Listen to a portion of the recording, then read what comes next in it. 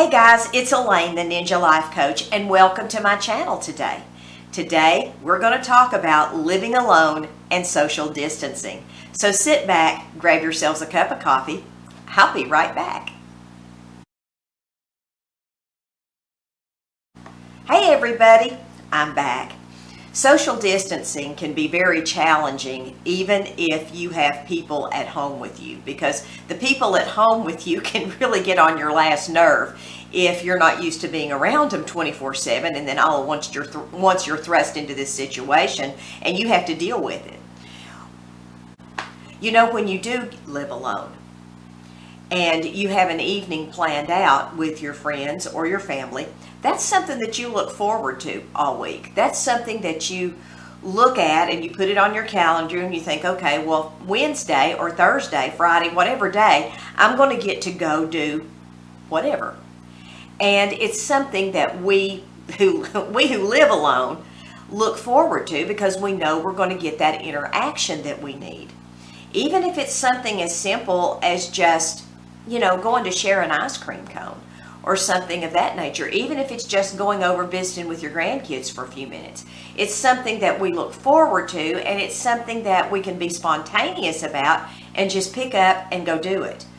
Well, now that we are practicing social distancing, we can't do that. And I can speak for myself and say that that has really had a negative impact on my mental health. It really and truly has. And I have had to really fight to stay motivated to do anything during this social distancing time, because I am a social creature and I like to get out and do things with folks. I don't like to be cooped up and hemmed up in my house. And I've taken walks, I've taken the dog out, we've taken drives, we've done all that. But there is nothing that is a substitute for human companionship. And I am so thankful that during this time that we have God to rely on, and that we can know that even though we feel alone, we are not alone. But God did create us for community. He created us to work together, to live together, and to be harmonious together. That is what we were created for. We were created for community. And to have that community suddenly taken away from us, it's very hard. And I wonder how that is affecting you. Those of you guys who do live alone and who, maybe you've lost your spouse like I have and you're alone. Maybe you've got an empty nest. Maybe you've got a kid that's moved off to college and here you are at the house by yourself. Maybe you are separated for medical reasons. I don't know. But I would love to hear from you and see how that social distancing is affecting you during this time. And one thing that we have to look forward to is this isn't going to be forever. This is not going to be something that's going to be, for the rest of our lives. We will be able to come together again. And we have to constantly look forward to that and tell ourselves that. And right now is the time when we really need to rely on God, spend time with Him, talk to Him, tell Him how we're feeling, because if we don't, it is very easy to go down that slippery slope into depression. And listen, folks, I have been there and I know what that feels like. So I'm going to urge you to connect some way. Get on Zoom. It's a free app. You can talk, for like 40 minutes for free. Do FaceTime.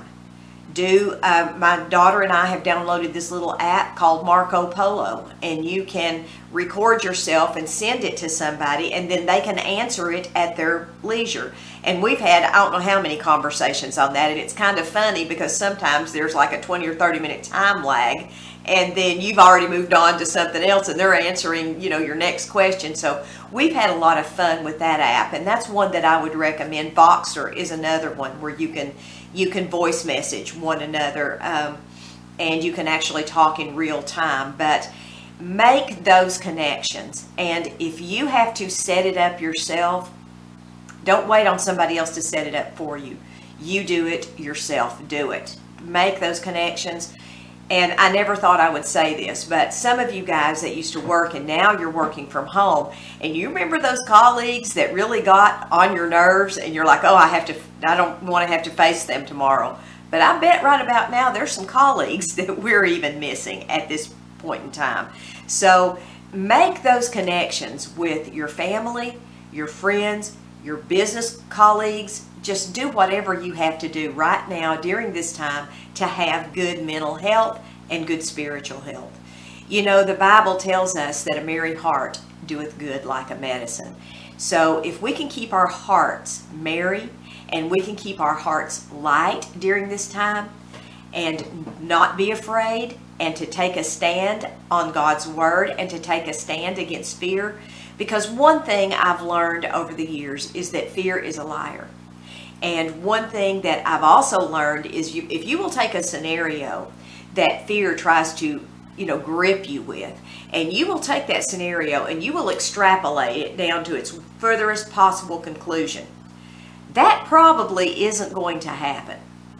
You can take your best case scenario, your worst case scenario, and somewhere in the middle of that scenario is probably what's going to happen. And you know that is usually something that's tolerable, manageable, and is nothing really to fear. So let's try to focus on the positive. Those of you who live alone, I'm praying for you. I'm here for you. If you need to talk, just send me a message and we'll have a conversation. Send me an email. Listen, you guys, have a wonderful week. Stay safe. Stay home. God bless you. Love you guys. Maranatha.